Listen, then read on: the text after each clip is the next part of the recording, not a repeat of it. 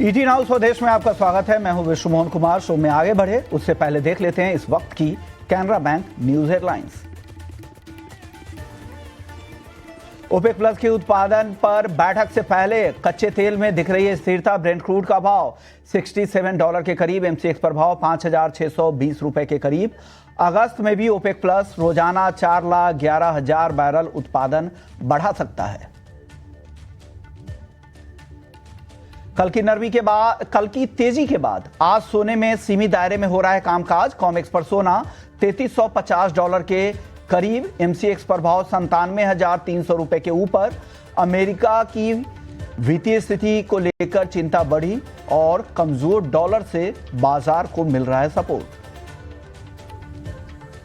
चांदी में आज आधे % तक की दिख रही है गिरावट। एमसीएक्स पर चांदी का वायदा 1,06,600 रुपए के करीब।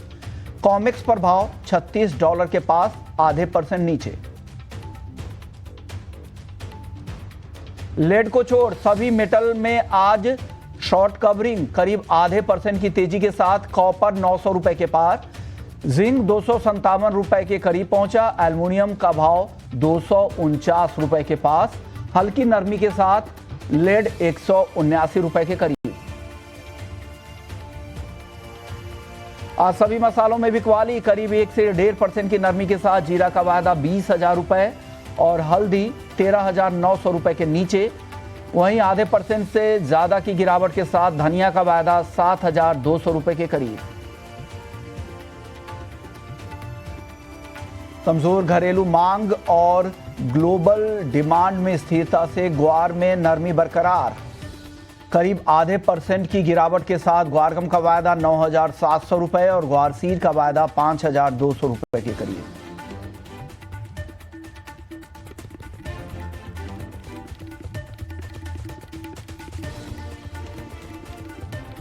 नमस्कार, स्वागत है आपका मुनाफे की मंडी में, जहां हम आपको कमोडिटी मार्केट की तमाम बड़ी खबरें देते हैं। साथ ही आपके लिए इंट्राडे, पोजिशनल और लॉन्ग टर्म के लिए कॉल्स भी लेकर आते हैं। साथ ही हाजिर बाजार की खबरों के साथ देश भर के मंडियों का अपडेट, और साथ ही हम आपको इंटरनेशनल मार्केट के लिहाज से जो भी कमोडिटीज़ है उसको लेकर भी अपडेट लेकर आते हैं। चलिए अपने मेहमानों से सबसे पहले आपको परिचय करवा दें। हमारे साथ दिनेश सोमानी हैं प्रो इंटेलीट्रेड सर्विसेज से, किशोर नारने हैं मोतीलाल ओसवाल से। आप दोनों मेहमानों का बहुत बहुत शुक्रिया। और साथ ही आगे हमारे साथ संदीप बजोरिया होंगे सनविन ग्रुप के। आप तीनों के पास आए उससे पहले एक अपडेट दे दें कि किसानों से जुड़ी हुई जो भी समस्याएं हैं, जो भी किसान हमें इस वक्त देख रहे हैं, उनसे हमारी अपील है कि आप अपनी समस्याएं हमसे शेयर करें, वीडियो बनाएं या फिर टेक्स्ट मैसेज के जरिए आप हमें अपनी समस्याएं भेज सकते हैं। खेती किसानी से जुड़ी हुई जो भी दिक्कतें हैं आपकी, वो हमें बताएं। हमारा नंबर है 9136934065। इस नंबर पे पूरी डिटेल्स भेजें कि आपकी दिक्कतें क्या है, खेती किसानी में क्या समस्याएं हो रही है। आपकी आवाज़ को हम सरकार तक पहुंचाएंगे, पॉलिसी मेकर तक पहुंचाएंगे, ताकि आपकी दिक्कतों को सुलझाया जा सके। हम लगातार शाम के शो में कोशिश करते हैं कि आपके वीडियो को दिखाएं और आपकी समस्याओं को दिखाएं। हम लगातार किसानों के मैसेजेस आ भी रहे हैं और हम उनको दिखा भी रहे हैं।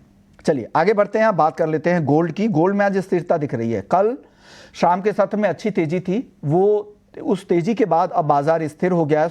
97,300-400 रुपए के आसपास आज घूम रहा है। दायरे में कह सकते हैं कि आज सीमित दायरे में ही कारोबार हो रहा है, लेकिन काफ़ी फंडामेंटल्स है जो बाजार को सपोर्ट कर रहे हैं। एक तो डॉलर इंडेक्स काफ़ी कमज़ोर हो गया है, 3 साल से ज़्यादा के निचले स्तरों पर है, 96 के आसपास आ चुका है। किशोर सर, क्या लग रहा है, गोल्ड की चाल फिर से तेज हो सकती है? फिर से 1 लाख के ऊपर जाने की संभावनाएं बन रही है क्या नियर टर्म में? Good morning Vishwamohan. I think यहाँ पे जैसा आपने बताया कि डॉलर इंडेक्स का जो वीकनेस है उसके वजह से थोड़ा बहुत गोल्ड में स्ट्रेंथ दिख रहा है। Yes, I think short term आज इंट्राडे के लिए यहाँ पे बाइंग कर सकते हैं, बट मुझे नहीं लगता है कि यहाँ पे थोड़ा सस्टेन्ड रैली आना चाहिए।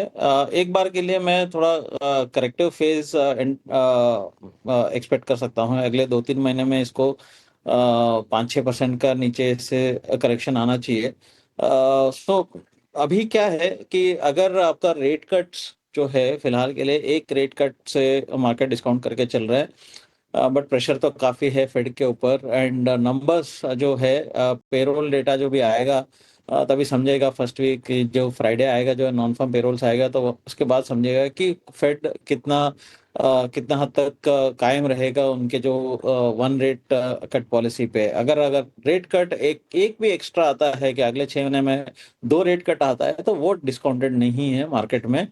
देन एक्चुअली आपको गोल्ड का रैली हो सकता है। अगर रेट कट नहीं आएगा एंड पेरोल का डेटा अगर पॉजिटिव आता है कि वहां पे करेक्शन आ सकता है, तो मैं थोड़ा कॉशियस होके बाई साइड पे रहना पसंद करूंगा। 97,050 के आसपास बाइंग कर सकते हैं एंड टारगेट 97,300 रख सकते हैं। स्टॉप लॉस होना चाहिए 96,850 के आसपास। ओके, तो ये गोल्ड को लेकर। और चांदी को लेकर क्या लग रहा है किशोर सर आपको? चांदी अभी भी जो तेजी दिख रही थी वो इंटैक्ट है, अभी भी बाई साइड में ही चांदी में रहना चाहिए?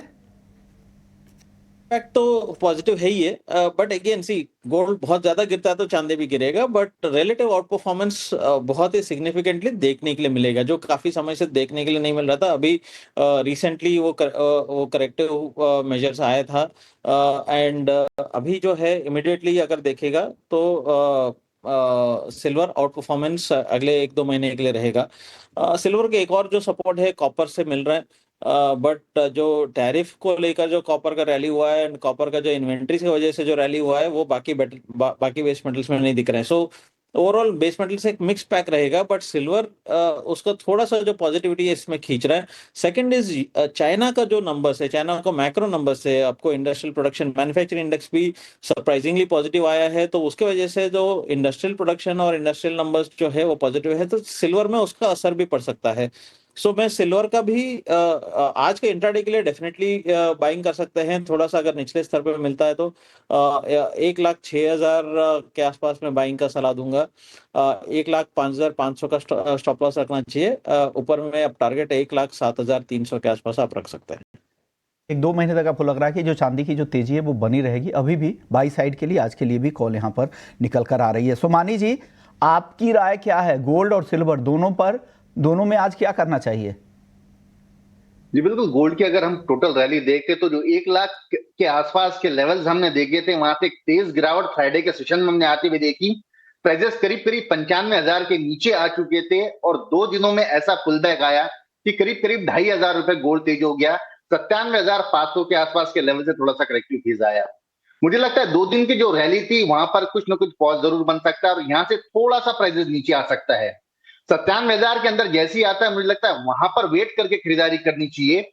ऊपर के लेवल्स मुझे लगता है कि 97,350, 650 ये लेवल्स प्रोबेबली 1 या 2 दिन में दिखा सकता है। बट रैली ये जो लगती है ये सस्टेनेबल नहीं लगती, कि कोई भी ऐसा फ्रेश ट्रिगर नहीं है जो प्राइजेस को नए हाई की तरफ ले जाने का प्रयास करे। तो शॉर्ट टर्म या 2 या 3 दिन का ही मेरा कॉल है और स्टॉप लॉस स्ट्रिक्टली मेंटेन करें।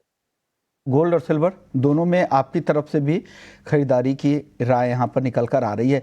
क्रूड की बात करते हैं। क्रूड में कल नहीं, क्रूड पे बात करने से पहले गोल्ड ईटीएफ के एक नंबर आपको दिखा देता हूँ कि गोल्ड ईटीएफ में निवेशकों का रुझान काफ़ी बढ़ा है और ऐसे निवेशक जो अब तक बहुत ज़्यादा दिलचस्पी नहीं ले रहे थे वो भी आ रहे हैं। कॉर्पोरेट निवेशक भी अब गोल्ड ईटीएफ में बड़े स्केल पे निवेश कर रहे हैं। बड़ी कंपनियों का भी पसंदीदा एसेट गोल्ड बन गया है, क्योंकि जिस तरह की तेजी हमने पिछले कुछ सालों में देखी है, इस वजह से पिछले 5 सालों में गोल्ड ईटीएफ का एयूएम सालाना 55% की दर से बढ़ा है।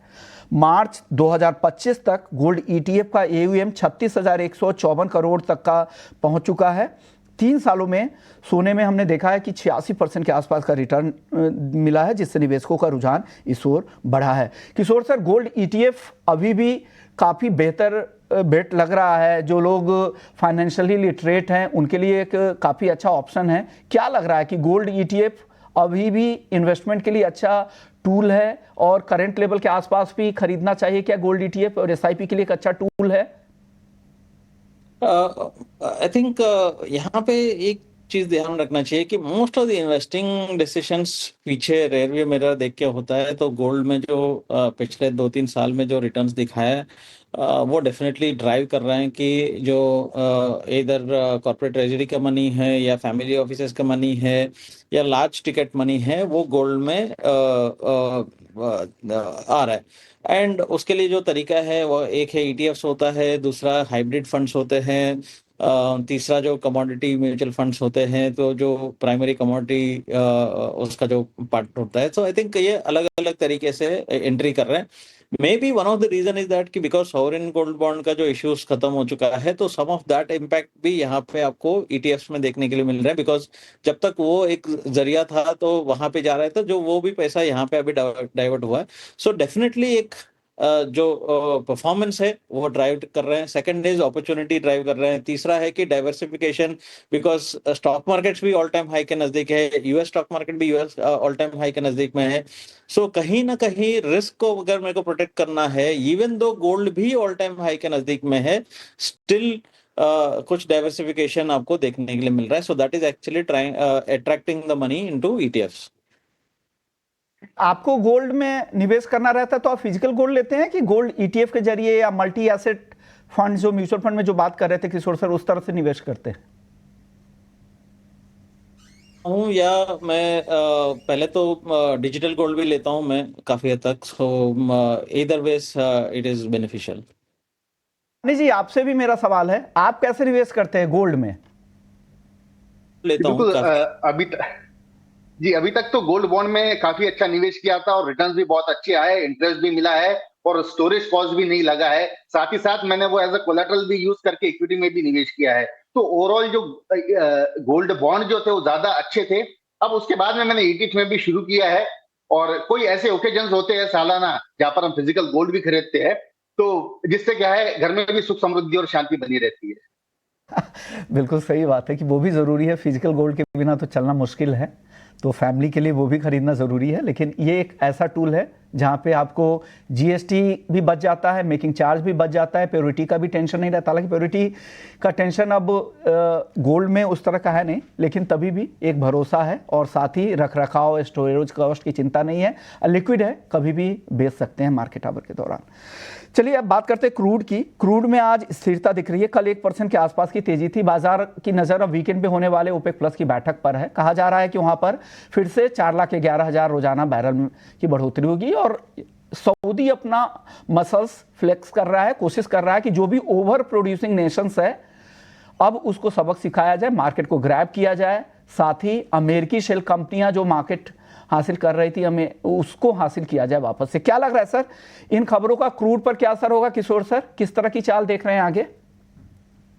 ओपेक प्लस का जो आपने बोला, जो 4,11,000 बैरल का जो आउटपुट इंक्रीज का जो बात है, वो मार्केट में ऑलरेडी है। एक्चुअली क्या है कि फिजिकल में एक्चुअली बहुत ज्यादा आउटपुट नहीं बढ़ेगा, बिकॉज डिमांड भी कमजोर है।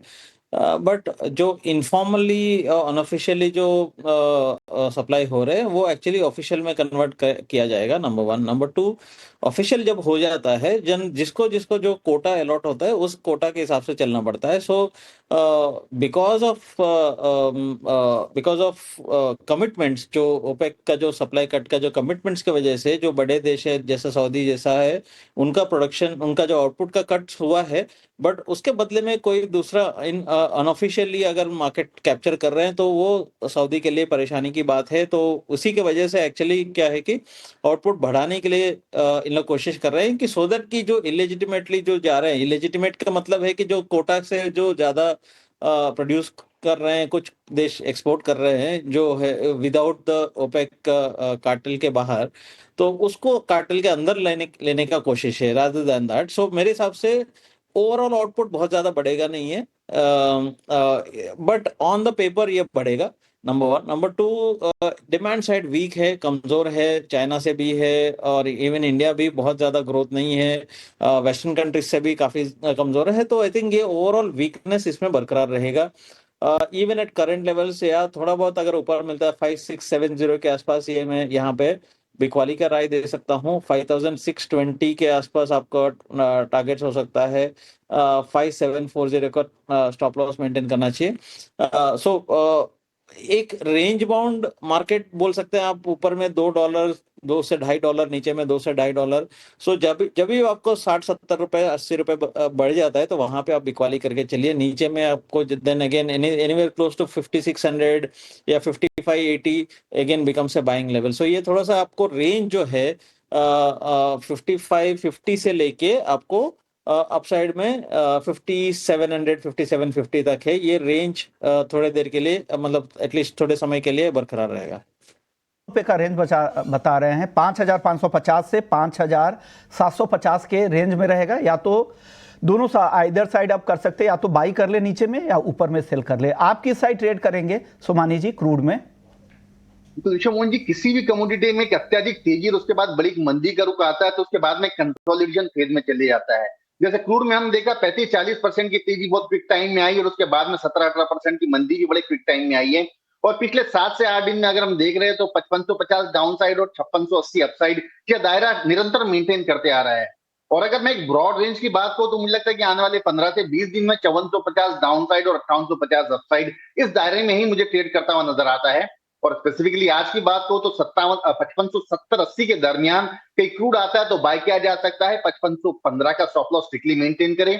5660-5710 के लेवल अपसाइड पॉसिबल ये दिखा सकता है। ओके, क्रूड की बात हो गई। एनजी भी आज 2% तक तेज है, 295 के करीब। फिर से यहाँ पर तेजी के सौदे बन रहे हैं। किशोर सर, क्या लग रहा है एनजी में यहाँ से और तेजी बढ़ सकती है क्या?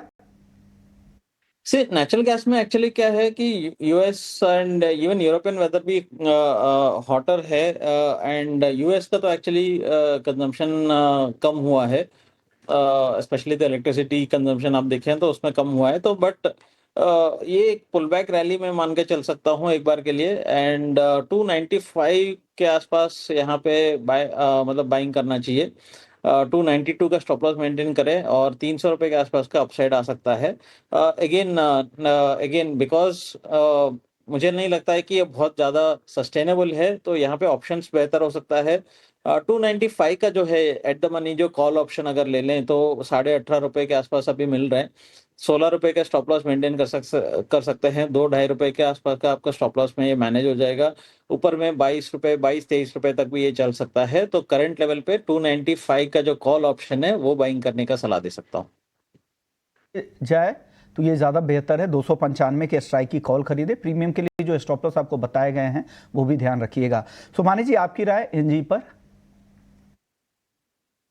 ये एक बढ़िया सपोर्ट जोन है और यहीं से ही प्राइजेस में कल हमने एक बार बाउंस बैक आते हुए देखा है। ऊपर में जो 360 के लेवल्स गए थे वहां से करीब करीब 70-80 रुपया डाउन साइड हमें देखता है। पुल बैक रैली के तौर पर इस बार बाय किया जा सकता है 288-90 के अराउंड। 282 का स्टॉप लॉस मेंटेन करें।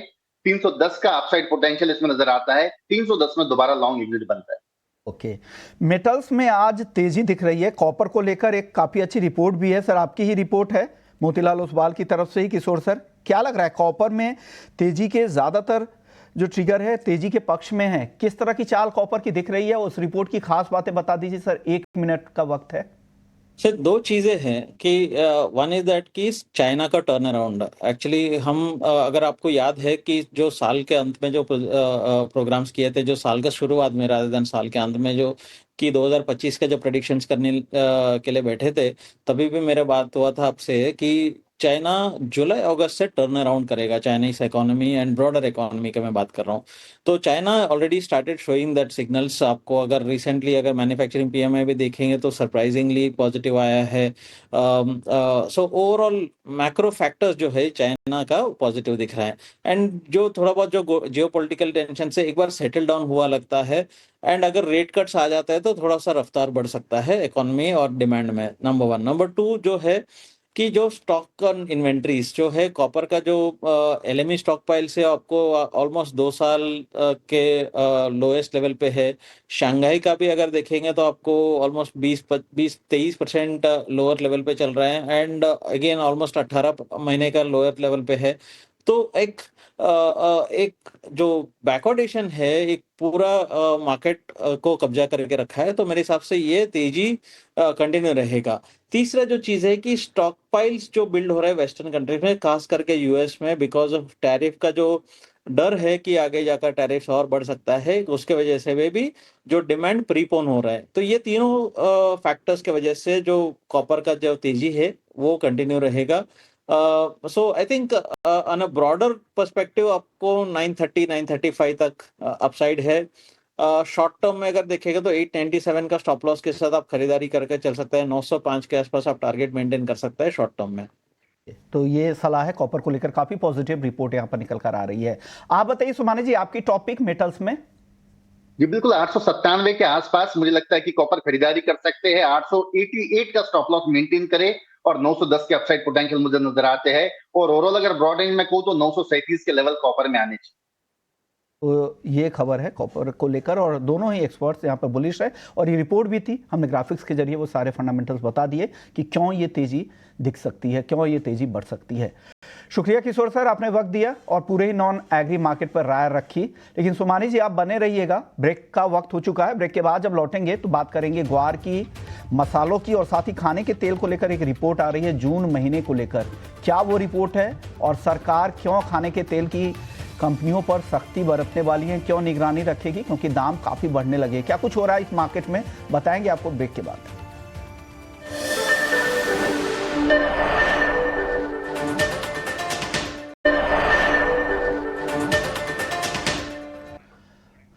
ब्रेक के बाद आपका स्वागत है और आप देख रहे हैं मुनाफे की मंडी। और अब बात कर लेते हैं ग्वार की। ग्वार की अगर चाल देखें तो आज फिर से यहां पर नरमी ही दिख रही है। ग्वार सीड, ग्वारगम दोनों कमजोर, आधे आधे % तक। 9,700 पर ग्वारगम, ग्वार सीड 5,215 के भाव पर। सुमानी जी, क्यों नहीं टिक पा रही तेजी ग्वार की?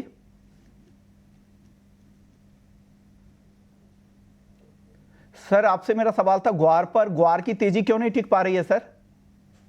जी बिल्कुल, ग्वार के अगर हम डाउनसाइड लेवल देखते हैं तो 5040 के जो लेवल्स थे वहां से कम 5285 के लेवल्स हमने कल आते हुए देखे। करीब करीब 5 से 6% की तेजी इसमें आई है। और मुझे लगता है जितनी भी नेगेटिव न्यूज रिलेटेड टू ग्वार है इन प्राइजेस में फैक्टर्ड इन है कि मौसम अच्छा है, सोइंग बढ़ सकती है, स्टॉक ज्यादा है। अब मुझे लगता है ग्वार में कहीं ना कहीं नई रैली निकल कर आ सकती है। यहाँ से 20 से 25 रुपए अगर टूटता है, 5185 परफेक्ट लेवल है ग्वार जुलाई बाय करने के लिए। 5260, 5330 और 5380 के लेवल्स भी ग्वार सीड में आ सकते हैं। मात्र 5140 का स्टॉप लॉस मेंटेन करके मुझे लगता है कहीं ना कहीं अंडर इसमें बुलिश बनता जा रहा है। सेकंड में मसालों पर अपनी राय दे दे, जीरा, हल्दी और धनिया पर। सीजन ऑफ होता आ रहा है, फिर भी जीरे में भी 8 से 9,000, 10,000 बोरी के अराइवल जोन में अभी भी नजर आ रही है। मुझे लगता है कि 20,550, 20,600 के दायरे में जीरा फ्रेश सेलिंग किया जा सकता है। 19,800, 19,400 के लेवल डाउन साइड दिखा सकता है। 21,050 का स्टॉप लॉस मेंटेन करे। अगर मैं हल्दी की बात कहूं तो 2,000 बोरी के अराइवल निजामाबाद में आज भी है। मराठवाड़ा में 12 से 15,000 बोरी के अराइवल्स है। और जो रेंज है करीब करीब 2.5 महीने से इसकी जो रेंज है, ऊपर में 14,500, नीचे में 13,700, इस दरमियान में ही ट्रेड कर रहा है। धनिया में थोड़ी सी पुलबैक रैली जरूर हमें देखने मिली थी। 6800 लेवल से हमने 7250 के लेवल्स देखे हैं। मुझे लगता है 7140 आता है तो दोबारा बाय बन के 7340 के लक्ष्य देखे जा सकते हैं। 7,000 का स्टॉप लॉस मेंटेन किया जा सकता है मसालों को लेकर। शुक्रिया सुमानी जी, आपने वक्त निकाला, हमारे दर्शकों को गाइड किया। चलिए, जाने से पहले आपको बता दें कि खाने के तेल की सप्लाई पर अब निगरानी बढ़ने वाली है। सरकार तेल कंपनियों पर सख्ती बढ़ाएगी। डिमांड सप्लाई के पूरे ही आंकड़ों पर अब सरकार की नजर रहेगी, और किस तरह का उत्पादन के नंबर है, किस तरह का प्रोस्पेक्ट है, सप्लाई को लेकर क्या स्थिति बन रही है, बिक्री के नंबर क्या है, सब पर सरकार की सख्ती रहेगी। क्योंकि त्योहारी सीजन से पहले यहाँ पर दाम बढ़ने शुरू हो चुके हैं। साल के ऊपरी स्तरों पर सरसों के, मूंगफली तेल के, सबके दाम बढ़ गए हैं। जून में पाम तेल के इंपोर्ट में बड़ा उछाल देखने को मिला है। क्रूड पाम तेल का इंपोर्ट 7,11,000 टन का इंपोर्ट क्रूड पाम तेल का हुआ है। आरबीडी इंपोर्ट 1,36,000 टन के आसपास। कुल पाम तेल का इंपोर्ट करीब पौने 9 लाख टन के आसपास हुआ है। जबकि सॉफ्ट ऑयल इंपोर्ट के नंबर्स भी मजबूत ही रहे हैं। करीब 4 लाख टन का क्रूड सोया तेल का इंपोर्ट हुआ है और 2,11,000 टन का सनफ्लावर ऑयल का इंपोर्ट हुआ है।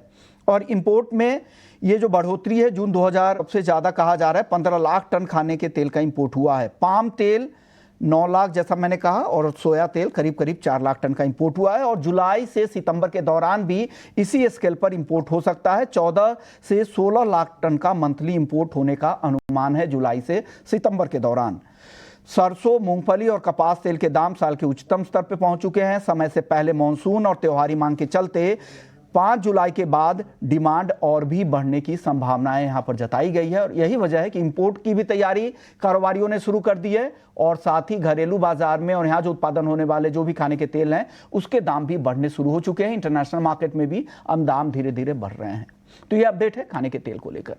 मुनाफे की मंडी को यहीं समेटेंगे, लेकिन जाने से पहले आपको एक अपडेट दे दें कि महीने की शुरुआत में अक्सर बड़े बड़े पैसों के काम होते हैं, जैसे सैलरी आती है, बिल भरने होते हैं, खर्चों की प्लानिंग होती है। लेकिन जिस तरह हम अपने खर्चों की प्लानिंग करते हैं, उसी तरह अपने निवेश की प्लानिंग करना भी उतना ही जरूरी है।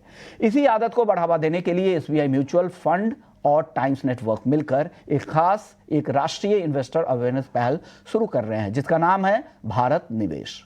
बेहतर निवेश बेहतर कल। इस पहल का मकसद भारतीयों में लगातार निवेश करने की आदत को प्रोत्साहित करना है, ताकि वे अपने आर्थिक भविष्य को सुरक्षित कर सके।